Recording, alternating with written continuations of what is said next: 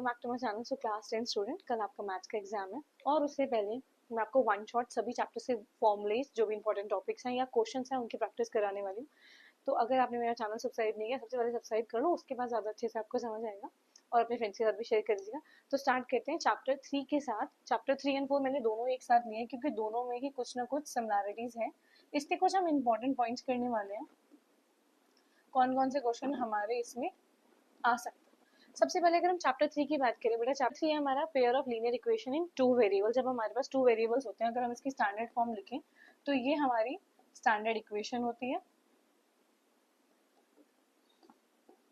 दो इक्वेशंस होती हैं हमारे पास, इन दोनों को सॉल्व करना होता है। या तो हमारे पास इसमें वर्ड प्रॉब्लम आता है या फिर आपको ऐसी इक्वेशन देगी या तो आपसे ग्राफिकली पूछेगा। पहला topic it will ask you graphically, ठीक है, या तो ग्राफ पूछेगा। सेकंड क्या पूछेगा, फाइंड द वैल्यू ऑफ के की वैल्यू। थर्ड क्वेश्चन अगर इससे आ सकता है तो that will be the word problem और आपको दो इक्वेशन फॉर्म करनी पड़ेगी, उन इक्वेशन के आपको वैल्यूज निकालनी पड़ेंगी, ठीक है। अब सबसे पहले इन इक्वेशन को सॉल्व करने के लिए क्या करना है, कोई भी इक्वेशन हो अगर आपके पास ग्राफिकली सॉल्व करने के लिए दिया है तो बहुत इजी होता है वो। अगर मैं एक एग्जांपल ले लूं आपके लिए, ये एग्जांपल है, ठीक है। इसको हम कैसे सॉल्व करेंगे, x की वैल्यू कुछ पुट करते हैं, ठीक है, फिर टेबल बनाकर यहाँ x y की वैल्यू x की वैल्यू पुट करेंगे। अगर y की वैल्यू पुट करेंगे तो x निकलेगा, x की वैल्यू पुट करेंगे तो y निकलेगा। ये होता है एल्जेब्रिक फॉर्म। इसके बाद अगर वर्ड प्रॉब्लम सॉल्व करनी होती है तो दो मेथड होते हैं, सब्स्टिट्यूशन मेथड और एलिमिनेशन मेथड। दोनों ही मेथड को इस्तेमाल करके हमें इसको क्या करना पड़ता है, सॉल्व। तो दो तरीके हो गए, एक तो एल्जेब्रिक, एल्जेब्रिक आ सकता है, जो बेसिक का पेपर है उसमें एल्जेब्रिक आ जाएगा। दूसरा तरीका होता है वर्ड प्रॉब्लम, जो स्टैंडर्ड में आने के चांसेस है, जिसको या तो सब्स्टिट्यूशन मेथड से करेंगे या फिर एलिमिनेशन मेथड से। अब तीसरा जो इसमें से क्वेश्चन आता है तो एमसीक्यू में देखने के लिए मिलेगा या कहाँ देखने के लिए मिलेगा, 2 नंबर में आपको देखने के लिए मिल जाएगा और वो ही सबसे ज्यादा इंपॉर्टेंट है। उसमें हम क्या करते हैं, जब हमारे पास दो इक्वेशंस गिवन होगी, बोलेगा फाइंड द वैल्यू ऑफ के। आपसे क्या पूछेगा, फाइंड द वैल्यू ऑफ, आपसे के की वैल्यू निकालने के लिए पूछेगा। अब के की वैल्यू निकालने के लिए अभी मैं क्वेश्चन भी कराऊंगी। अगर स्टैंडर्ड इक्वेशन हम लिख लें, कोई एग्जांपल ही ले देते हैं, 2x plus 5y is equals to 10। अब इसको निकालने के लिए ऐसी हमारे पास एक और इक्वेशन होगी क्योंकि पेयर ऑफ लीनियर इक्वेशन है। 5x plus 7y is equals to 35 ले लेते हैं। हमें इसमें क्या करना है, a1 a2 b1 b2 c1 c2 की वैल्यू निकालनी है। इससे पहले मैंने स्टैंडर्ड इक्वेशन लिखी, उस स्टैंडर्ड इक्वेशन में हमें ये पता चला कि भाई क्या वैल्यूज होंगी। जो x के साथ होता है वो a, ये पहली इक्वेशन है तो ये a1 ये a2, ठीक है, b1 b2 और c1 c2। हमें इन्हें कंपेयर करना है, क्या करना है, comparison, a1 a2 b1 b2। यही रुक जाना, यही रुक जाना है, ठीक है। सी अभी लिखना ही नहीं है, सी कब लिखेंगे, इन दोनों को सॉल्व करो। अगर ये दोनों, पहला केस ले लेते हैं, बराबर नहीं है तो ये होता है कौन सा, अगर a1 upon a2 is not equals to b1 upon b2 तो होते हैं हमारे यूनिक सॉल्यूशन। कौन से सॉल्यूशन आएंगे, यूनिक सॉल्यूशन आएंगे, ठीक है। अब यहीं पे अगर हम दूसरा केस ले लेते हैं, अगर यहाँ पे हम क्या लेंगे, अनदर केस लें, वो क्या होगा, उसको इजी करना पड़ेगा, a1 a2 is equals to b1 is equals to b2। अब ये बराबर हो गया, अगर ये बराबर हो गया तो हम ये भी देखेंगे कि c1 अपॉन c2। अब c1 अपॉन c2 अगर ये तीनों इक्वल है तो कौन सा केस होता है, जल्दी बताओ, तीनों इक्वल है तो कौन सा केस होता है, ठीक है। इसमें क्या होंगे, मेनी सॉल्यूशन आपके पास आएंगे, ठीक है। उसमें आया यूनिक सॉल्यूशन, इसमें आएंगे आपके पास मेनी सॉल्यूशन। अब इसी में तीसरा केस अगर हम जोड़ दें, ये नॉट इक्वल, तो यहाँ पे क्या आ जाएगा, तो इस केस में आपके पास आएगा नो सॉल्यूशन, कोई भी सॉल्यूशन आपको नहीं मिलेगा। अब ये इतना क्यों समझ रहे हैं, इन्हीं इक्वेशंस में ना कहीं लगा देगा के, कहीं लगा देगा के माइनस 1, इनकी वैल्यू फाइंड आउट करने के लिए बोलेगा। इनकी वैल्यू फाइंड आउट करने के लिए a1 upon a2 b1 upon b2 को कंपेयर करोगे, क्रॉस मल्टीप्लाई करोगे और आपको देखने के लिए मिल जाएगी, आपकी k की वैल्यू आराम से आ जाएगी।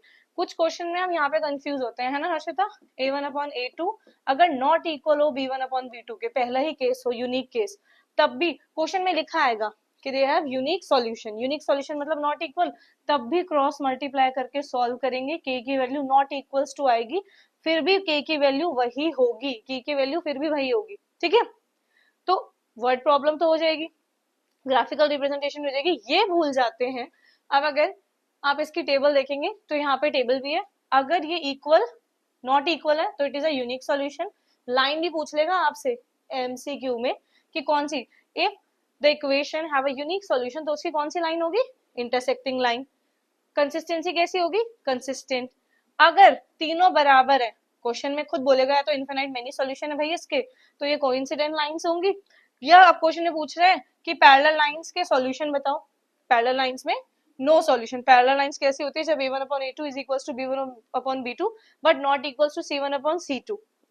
अब जो की वैल्यू निकालनी होती है ना आपको, वो मेनली इस केस से आसानी से निकल जाएगी, बस आपको इतना करना है। की वैल्यू निकालने के लिए a1/a2 b1/b2 तक पहुंचना है बस। अब क्वेश्चंस कर लेते हैं। पहला question, find the value of k for which pair of equation has low unique solution. बताओ यूनिक सॉल्यूशन के लिए क्या करेंगे, नॉट इक्वल्स टू b1/b2। थोड़ा जल्दी बोलो भाई। अब सबसे पहले यहाँ पे ढूंढनी है हमें a b c की वैल्यू।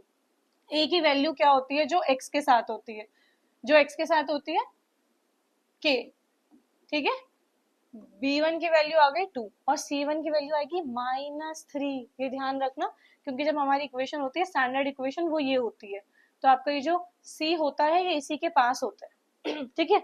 अब यहाँ पे 3 हो गई आपकी a2, b2 हो गई आपकी 6 और c की वैल्यू हो गई -10। यूनिक सॉल्यूशन में हमें क्या करना है बताओ, सीधा हमें करना है a1/a2 is equals to b1/b2, बीच में नॉट इक्वल्स टू जरूर लगाना। अब k अपॉन में 3 नॉट इक्वल्स टू 2/6, कट गया, यहाँ 3 से 3, k की value not equals to 1, k की वैल्यू तब भी आएगी 1। अभी समझाया मैंने एग्जाम्पल, क्योंकि मुझे पता है यहाँ अटकते हैं। समझ आ गया, क्लियर है। तो जब भी आपसे k की वैल्यू निकालने के लिए बोलेगा, सेम यहाँ पे क्वेश्चन है, चलो जल्दी से करके दिखाओ। चलिए भाई सेकेंड क्वेश्चन करते हैं। इन बच्चों ने तो कर ही लिया है, एक दो रह गए हैं जिनसे नहीं हुआ, बाकी से हो गया है। अब हम यहाँ पे करने वाले हैं, देखो पहले तो ये समझ लो इनफिनाइट मेनी सॉल्यूशन का क्या सीन है। इनफिनाइट मेनी सॉल्यूशन में क्या होता है, नैतिक बताओ, नैतिक बोलो। इनफिनाइट मेनी सॉल्यूशन का क्या सीन है, a1/a2 is equals to b1/b2, तीनों इक्वल, हाँ मतलब all of 3 are the equal. अब सबसे पहला टास्क तो a1 b1 c1 की वैल्यू बताना जरा, -7। ये गलती मत कराना, 7 मत लिखाना प्लीज। इसके बाद ये जो x के साथ है ये पूरा आपका a2, ये पूरा,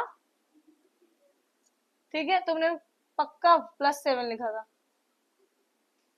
क्या चेंज किया फिर, क्या चेंज किया, दिखाओ कॉपी, दिखाओ यहाँ, दिखाओ कॉपी, C2, ठीक है। अब एक पहले ट्रिक बता देती हूँ, पहले समझो। अगर आप ये समझो, अगर इन दोनों को सॉल्व करोगे आप, जो वैल्यू आएगी, मतलब इन दोनों पेयर्स को लोगे a1 a2 b1 b2 को लोगे, जो वैल्यू आएगी एक्स के की, वही इन दोनों को सॉल्व करने से आएगी और वही इन दोनों को सॉल्व करने से आएगी। तो एक ही पेयर को सॉल्व करना, और ऐसे आप चेक भी कर सकते हो, अगर थोड़ा फालतू टाइम मिल गया और बाकी के पीछे के क्वेश्चन भूल गए हो अगर, तो इसको ही चेक कर लेना बैठ के, तीनों केसेस से के की वैल्यू सेम आएगी, ठीक है। तीनों केसेस से के की वैल्यू सेम आएगी। अब मैं करके दिखा देती हूँ, वैसे तो ऑलमोस्ट इसका आंसर आ ही गया। यहाँ पे मैं डायरेक्ट वैल्यू पुट कर देती हूँ, k1 k2 तो मैंने समझा ही दिया है। देखिए यहाँ पे आएगा 2 अपॉन में k-1, 3 अपॉन में k+2। क्रॉस मल्टीप्लाई कैसे करते हैं, थोड़ा एक दो स्टेप एक्स्ट्रा कर देते हैं ताकि वहां गलती ना हो। तीनों ये तुम लोगों ने गलती की हुई है, 3 को सिर्फ k से मल्टीप्लाई करते हो, फिर 1 ऐसे ही छोड़ देते हो। हाँ तुमने नहीं की, बाकियों ने 1 ऐसे ही छूट जाता है, फिर ब्रैकेट के बाहर सिर्फ k तक ही पहुंच पाते हो। -1 से भी मल्टीप्लाई करना है, और अगर यहाँ -3 हो ना तो ब्रैकेट ओपन होकर के वो प्लस प्लस बन जाएगा, ठीक है, साइन चेंज हो जाएंगे। तो 2k + 4 3k -3, 2k और इसको सॉल्व करो, 2k -3k कितना होगा, माइनस के, यहाँ पे -7, k की वैल्यू 7। अब बाकी अगर 2 से सॉल्व करोगे आप, b1 से भी और c1 को पेयर लेकर भी करोगे तब भी k की वैल्यू 7 आएगी। ये क्वेश्चन रिपीटेड है, 2022 में आया है, ये क्वेश्चन 2019 में आया है। सैम्पल पेपर में अगर देखोगे क्वेश्चन, तो सैम्पल पेपर में भी क्वेश्चंस हैं हमारे ये वाले, कौन से वाले, k की वैल्यू वाले। तो थर्ड चैप्टर का अगर मैं फिर से एक बार कंक्लूजन बता दूं, कितनी बार बताऊंगी, पता नहीं मुझे भी ये बात भी। थर्ड चैप्टर में या तो आपकी वर्ड प्रॉब्लम आएगी, ठीक है। वर्ड प्रॉब्लम में आपको 2 इक्वेशन बनानी है, समझ गए। एलिमिनेशन या सब्स्टिट्यूशन से सॉल्व करना है, या आपको ग्राफ पेपर मिलेगा उस पे आपको बनाना होगा, ग्राफिकली सॉल्व करना होगा। और तीसरा केस अगर हम बात करें, इसमें आपको के की वैल्यू फाइंड आउट करनी होगी। अब के की वैल्यू पे मैं इतना जोर इसलिए दे रही हूँ क्योंकि के की वैल्यू आपको सेकंड चैप्टर में भी देखने के लिए मिल जाएगी, थर्ड में भी और फोर्थ में भी, तीनों ही चैप्टर में हमारा ये टॉपिक है फाइंड द वैल्यू ऑफ के। थर्ड चैप्टर कंप्लीट हो गया, थर्ड चैप्टर समझ आ गया। अब चलते हैं हम अपने फोर्थ चैप्टर की तरफ। अब हमारा फोर्थ चैप्टर क्या है, देखो फोर्थ चैप्टर की बात कर लेते हैं।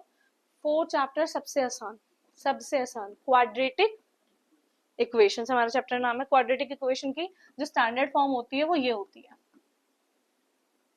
अब कहोगे अब इसमें एक डिफरेंस देखो, सेकंड और थर्ड चैप्टर में उसमें 2 इक्वेशन होती है, इसमें एक, और हमारा जो वेरिएबल है वो एक ही चलता है। इसको वेरिएबल बोलते हैं, एबीसी आर द कांस्टेंट, जो कोई नंबर होते हैं। जैसे कि 6x का square plus 7x plus 5 is equals to 0। ये मैंने अपनी मर्जी से एक इक्वेशन ले ली है।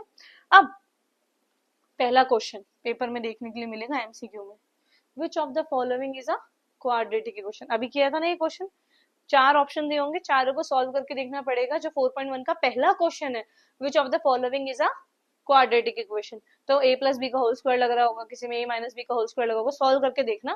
पहले आपसे पूछेगा कौन सी इक्वेशन क्वाड्रेटिक है या नहीं है, पहला क्वेश्चन ये आ जाएगा। दूसरा आ जाएगा जो हमारी वर्ड प्रॉब्लम है, वो ट्रेन वाला एक क्वेश्चन है, speed of a train, speed of a car, है ना। यही है, लेंथ और ब्रेथ पूछ लेगा। रेक्टेंगल की लेंथ है, एक रेक्टेंगल है उसकी लेंथ ब्रेथ का 2 टाइम्स है, ठीक है। तब भी हमारा एक ही इक्वेशन बनेगी और हमें उसको फिर इन इक्वेशन को सॉल्व कैसे करते हैं बताओ। क्वाड्रेटिक इक्वेशन को सॉल्व कैसे किया जाता है, मिडल टर्म स्प्लिट से। कैसे किया जाता है सॉल्व, मिडल टर्म स्प्लिट, एक ही मेथड है, मिडल टर्म स्प्लिट। तो पहला क्वेश्चन अगर इसमें से आएगा तो पूछेगा क्वाड्रेटिक इक्वेशन बताओ, ठीक है, आपसे पूछेगा क्वाड्रेटिक इक्वेशन। सेकंड आपसे पूछने वाला है, आपको वर्ड प्रॉब्लम आएगी इसमें से भी, ठीक है। वर्ड प्रॉब्लम को आपको मिड टर्म स्प्लिट होती है ना, जो मिडल टर्म स्प्लिट, उस मेथड से सॉल्व करना है। और अगर इसमें तीसरे केस में आएगा तो 4.2 फाइंड द वैल्यू ऑफ के, ठीक है, फाइंड द वैल्यू ऑफ के। अगर आप फाइंड द वैल्यू ऑफ के की बात करेंगे, उसमें हमारे पास एक टॉपिक है डिस्क्रिमिनेंट, जिसमें हमें निकालना होता है बी स्क्वायर माइनस 4ac। अब b क्या है, 4 क्या है, वो सॉरी 4 इज अ नंबर। अब एक इक्वेशन ले लेते हैं। अब जो एक्स स्क्वायर के साथ होता है वो क्या होता है, a, जो x के साथ होता है b, यहाँ पे b क्या है 1, और जो c है वो क्या है -6, जो कांस्टेंट टर्म है जिसके साथ कोई भी हमारा वेरिएबल नहीं है। अब इसको बी स्क्वायर माइनस 4 इसी फॉर्मूले में पुट करोगे, 3 केसेस निकल के आएंगे। आप 3 केसेस आपको देखने के लिए मिलेंगे, वो 3 केसेस क्या हैं, इनको समझते हैं वन बाय वन। अगर हम 3 केसेस को समझे, ठीक है, वो 3 केसेस क्या हैं, देखो। पहला case B square minus 4ac अगर आपका ग्रेटर देन 0 है, तो कौन से रूट्स होते हैं, डिस्टिंक्ट रूट, ठीक है। इसके बाद b square minus 4ac equals to 0, तो क्या होते हैं, 2 इक्वल होंगे रियल रूट्स। अब यहाँ पे एक और बहुत बड़ा डिफरेंस समझाऊंगी, तो हमने क्लास में हजारों बार समझा है, पर यहाँ भी समझा देते हैं। अब यहाँ पे नो रियल रूट, कोई भी रियल रूट होगा ही नहीं, कुछ एग्जिट ही नहीं करेगा, मतलब एक्स की वैल्यू होगी ही नहीं। अब अगर ये दोनों आपके फॉर्म आए, इन दोनों में से कोई फॉर्म आ जाए, जैसे मैंने एक क्वेश्चन लिया था, ये हमारा क्वेश्चन है, अगर आपकी डिस्क्रिमिनेंट की वैल्यू ग्रेटर देन 0 आए या इक्वल टू 0 है, तब आपको ये वाला फॉर्मूला यूज करना है, minus b plus minus root under. चलिए एक बात और समझ लेते हैं। सेकेंड चैप्टर में हमने देखा है जब हमें x की वैल्यू निकालनी होती है उसको बोलते हैं जीरोस ऑफ द पॉलिनोमियल, ठीक है। इसमें आपको बोलेगा जब x की वैल्यू निकालनी होगी find the roots of quadratic equation. तो ये वहां पे फोकस करके याद में आ जाना चाहिए आपका कि अगर जीरोस बोल रहा है तो हमें सेकंड चैप्टर का कॉन्सेप्ट यूज करना है, अगर आपसे पूछ रहा है रूट्स तो हमें फोर्थ चैप्टर का अपना कॉन्सेप्ट लगाना है। फोर्थ चैप्टर में कैसे निकलेगा, बी स्क्वायर माइनस 4ac करके निकलेगा। सेकंड चैप्टर में आपको पता है, सेकंड चैप्टर भी अगर एक सेकंड में हम रिवाइज करें, सेकंड चैप्टर में तो कुछ नहीं है। सेकंड चैप्टर में भी जो इक्वेशन सॉल्व होती है पॉलिनोमियल आपका, वो कैसे सॉल्व होता है, मिडल टर्म स्प्लिट करके होता है ना। एक्स की 2 वैल्यू आएंगी, उसमें भी फॉर्मूला क्या लगता है, जब आपके पास sum of zeros x plus product of zeros, ये वाला फॉर्मूला लगाना है।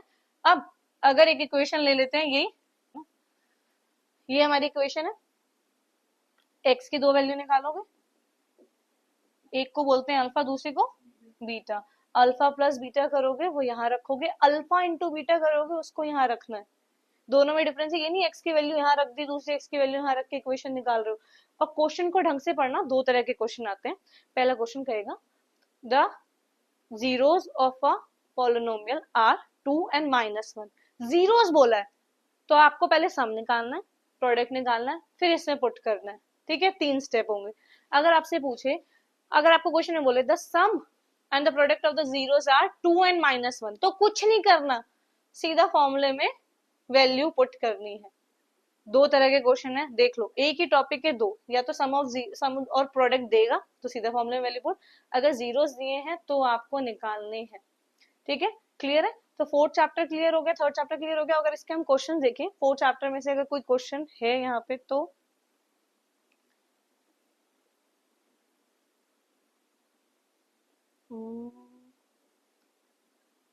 हाँ चलिए, question number 6, find the value of k which the equation x square k 2k plus k minus 1 plus 2 is equals to 0 has real and equal root, real and equal root, you have real and equal root। तो इस question में क्या होगा बताओ, कैसे करेंगे इस question को सॉल्व? पहले तो ये देखो, इक्वेशन बोला real and equal root, third chapter में तो कहीं ऐसा कुछ नहीं है, तो कंफ्यूज नहीं होना, सीधा कौन सा चैप्टर आ जाएगा हमारा, फोर्थ चैप्टर। अब इसमें फॉर्मूला लगेगा बी स्क्वायर माइनस 4ac। जब इक्वल रूट्स होते हैं तो क्या होता है बेटा जी, इक्वल्स टू 0। और ये ध्यान रखना, अगर ऐसा क्वेश्चन आता है तो वो इक्वल्स टू 0 ही आता है, मोस्टली केसेस में नहीं आता है, मैं कह सकती हूँ 90% में यही आता है, ताकि इक्वल्स टू 0 रखे बहुत आसानी से k की वैल्यू निकल जाए। अब इसमें मुझे बताओ नैतिक, b की वैल्यू क्या है, कैसे निकलेगी b की वैल्यू, बताओ बताओ बताओ बताओ जल्दी, b की वैल्यू कैसे निकलेगी? हमें देखो, मैंने क्या बोला था, जो x के साथ होता है वो b की वैल्यू है ना, बट हमें इस पूरे ब्रैकेट को सॉल्व करना पड़ेगा, तब हमें जाके इसकी वैल्यू पता चलेगी।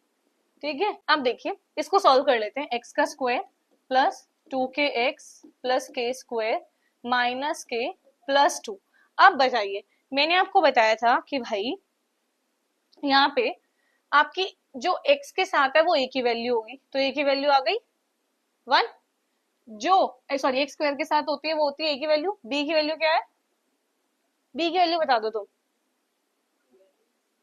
2k, फिर k छोड़ दिया ना, k तो सुना ही नहीं मुझे, k तक ही पहुंची ये बात, सॉरी 2 तक, 2k। अब यहाँ पे असली खेल है कि भाई c क्या होगा, तो ये जितना भी बच गया ना, ये सब क्या है हमारा c, k square minus k plus 2। ठीक है, ये आगे वैल्यू। अब formula b square minus 4ac, b की वैल्यू क्या है 2k का स्क्वायर माइनस 4, ये 1 है, यहाँ k square minus k plus 2। ये कैसा पेन है, कुछ और ना बोल देना इसे। चलो 4k का स्क्वायर माइनस 4 1 जा 4, 4k का स्क्वायर, बाहर कौन बातें कर रहा है, 4 2 जा 8। ठीक है, minus 4k plus 8 is equals to 0, minus 4k minus 8, minus से माइनस कट गया, k की वैल्यू कितनी आ गई 4।